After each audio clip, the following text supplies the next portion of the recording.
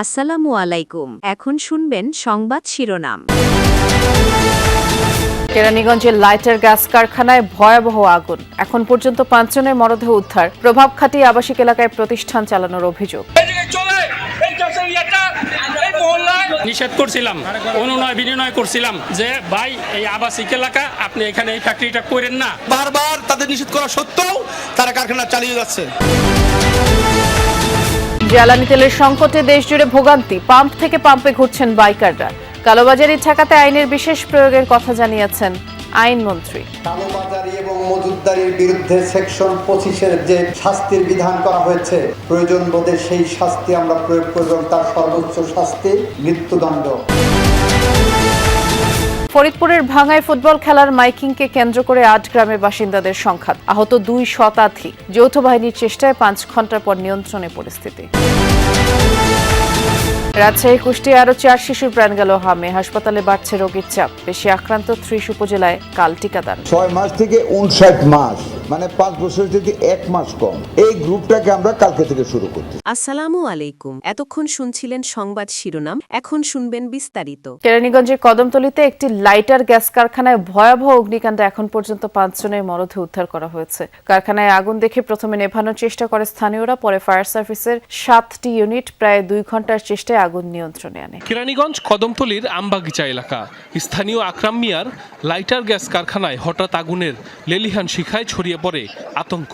ধোঁয়ায় ঢেকে যায় পুরো আবাসিক এলাকা। প্রত্যক্ষদর্শীরা জানায় দুপুর 12টার দিকে আগুন দেখতে পেয়ে তা নেভানোর চেষ্টা করেন কারখানার কর্মচারীরা, তবে সেখানে বিভিন্ন কেমিক্যাল থাকায় দ্রুত আগুন ছড়িয়ে পড়ে। খবর পেয়ে প্রথমে ফায়ার সার্ভিসের 3টি ইউনিট ঘটনাস্থলে পৌঁছে নিয়ন্ত্রণে কাজ শুরু করে, পরে আরও 4টি ইউনিট যোগ দেয়। প্রায় 2 ঘন্টার চেষ্টায় আগুন নিয়ন্ত্রণে আনে। এরপর উদ্ধার অভিযান শুরু করে ফায়ার সার্ভিসের সদস্যরা। একে একে উদ্ধার হয় 5 জনের মরদেহ। পানি মারছি, কিন্তু আগুনের ভয়াবহতা এত, আমাদের এই পানিতে কোনো কিছু হয় নাই। আরেকবার আগুন লাগছে, আমরা বারবার তাদের নিষেধ করা সত্ত্বেও তারা কারখানা চালিয়ে যাচ্ছে। এখান থেকে গ্যাসের বোতলগুলো স্টক রাখছে, বিশেষ করে এইগুলাই আরো আগুনটা বৃদ্ধি করছে। পরিস্থিতি নিয়ন্ত্রণে ঘটনাস্থলে পৌঁছে পুলিশ, র্যাব ও সেনাবাহিনীর সদস্যরা। তাৎক্ষণিকভাবে আগুনের সূত্রপাত সম্পর্কে কিছু জানাতে পারেনি ফায়ার সার্ভিস। গ্যাস জাতীয় দাহ্য পদার্থ আছে, ওইখানে আমরা প্রথমে একটা পাইপের মাধ্যমে নিয়ন্ত্রণ করার চেষ্টা করি, কিন্তু একটা পাইপের মাধ্যমে গ্যাস নিয়ন্ত্রণ করা সম্ভব না। পরবর্তীতে আমরা স্থানীয় লোকের সহযোগিতায় আমরা 2টা লাইন দিয়ে মোটামুটি আগুন নিবারণের কাজ করছে। অবৈধ কারখানা, অবৈধ ম্যাচ ফ্যাক্টরি, যেখানে হচ্ছে আপনার এটা শুনেছি আমি যে গত বছরও নাকি এরকম এখানে দুর্ঘটনা হয়েছিল। এলাকাবাসীর অভিযোগ, 5 বছর আগে আবাসিক এলাকার মধ্যেই গড়ে ওঠে কারখানাটি। বিভিন্ন সময় স্থানীয়রা বাধা দিলেও তা ভ্রুক্ষেপ করেনি কারখানা মালিক। গত বছরও সেখানে অগ্নিকাণ্ড হয়, সে সময়ও কোনো ব্যবস্থা নেয়নি প্রশাসন। কদমতলীতে সহকর্মী আনলাম, আগুন নিয়ন্ত্রণে এসেছে। এখন একটু উদ্ধার তৎপরতা সম্পর্কে আমাদেরকে জানাবেন, আর এই আগুন লাগার কারণ সম্পর্কে ফায়ার সার্ভিস কিছু জানিয়েছে কিনা?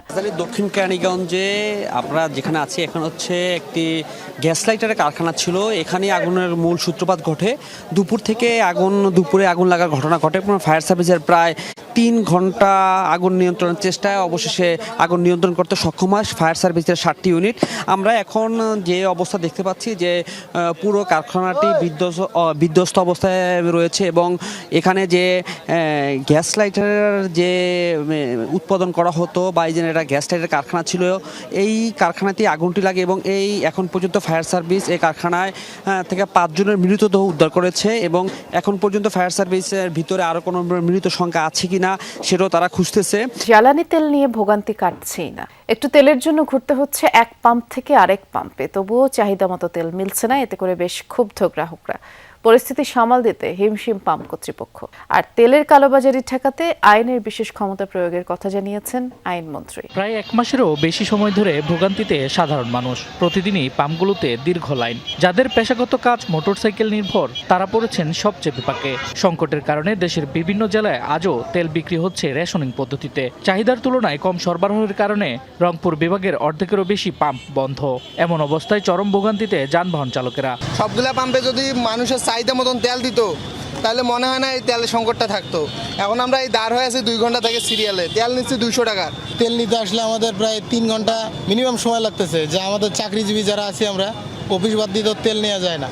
খুলনা, চট্টগ্রাম, রাজশাহী, ময়মনসিংহ বিভাগেও জ্বালানি তেল নিয়ে গ্রাহকদের ভোগান্তি কমেনি। সবগুলো ফিলিং স্টেশনে লম্বা লাইন, বাইকারদের ভিড়ই বেশি। ঘন্টার পর ঘন্টা লাইনে দাঁড়িয়েও তেল না পাওয়ার অভিযোগ করেন গ্রাহকরা। 200 টাকার তেলের জন্য 2 থেকে আড়াই ঘন্টা দাঁড়িয়ে থাকা লাগতেছে।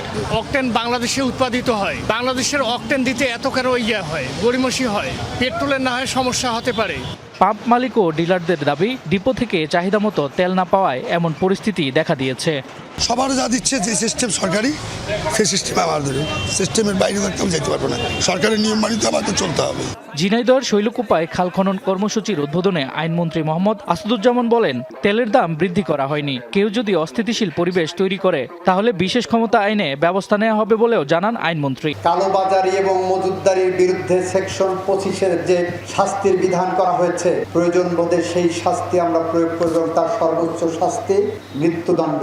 ফরিদপুরের ভাঙ্গায় ফুটবল টুর্নামেন্টের মাইকিং করাকে কেন্দ্র করে দ্বিতীয় দিনের সংঘর্ষে 8 গ্রামের 2 শতাধিক বাসিন্দা আহত হয়েছে। বেশ কয়েকটি দোকানপাট লুটপাটের ঘটনাও ঘটেছে। খবর পেয়ে প্রায় 2.5 ঘন্টার চেষ্টায় পরিস্থিতি নিয়ন্ত্রণে আনে যৌথ বাহিনী, আর আহতদের উদ্ধার করে বিভিন্ন হাসপাতালে ভর্তি করা হয়েছে।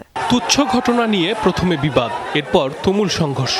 মারামারিতে অংশ নিতে দেশীয় অস্ত্র নিয়ে কেউ দাঁড়িয়েছে সড়কে, কেউ অবস্থান নিয়েছে বাড়ির ছাদে। যে খেলার আনন্দ ছড়িয়ে দেওয়ার কথা ফরিদপুরের ভাঙার অলিতে গলিতে, সেই ফুটবল টুর্নামেন্টের মাইকিং নিয়েই শুরু হয় বিরোধ।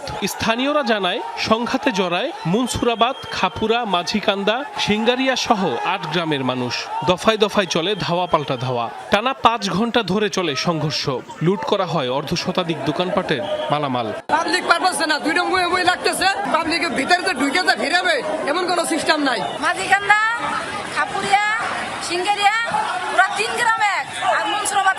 আমি প্রশাসন এবং এমপি মহোদয়ের কাছে চাইতেছি যে এরকম সহিংসতা যাতে না হোক। খবর পেয়ে ঘটনাস্থলে পৌঁছায় যৌথ বাহিনী। প্রায় 2.5 ঘন্টার চেষ্টায় পরিস্থিতি নিয়ন্ত্রণে আনে তারা। এ সময় আহত হন কয়েকজন পুলিশ সদস্য। সবাইকে উদ্ধার করে পাঠানো হয় হাসপাতালে। এখন পর্যন্ত আমাদের উপজেলা স্বাস্থ্য কমপ্লেক্সে 42 জন রোগী এসেছেন। এর মধ্যে আমরা 18 জনকে ভর্তি রেখেছি। 5 জনের অবস্থা গুরুতর।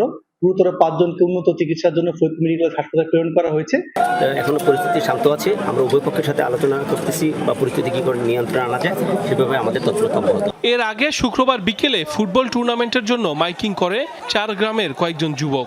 এ সময় মুনসুরাবাদ গ্রামের রাহাত ও তারেকের সাথে পূর্ব শত্রুতার জেরে খাপুরা গ্রামের জাহিদ এবং আজিমের কথা কাটাকাটি এবং মারামারি হয়। এরই জেরে মুনসুরাবাদ বাজারের সেক্রেটারি জিন্নাত মাতুব্বরকে মারধর করে খাপুরা গ্রামের কয়েকজন। পরে অন্য গ্রামের বাসিন্দারা একত্রিত হয়ে পাল্টা হামলা চালায়। গতকালের সংঘাতে আহত হয় উভয় পক্ষের 40 জন। গত 24 ঘন্টায় হামের উপসর্গ নিয়ে রাজশাহীতে 3 এবং কুষ্টিয়ায় 1 শিশুর মৃত্যু হয়েছে।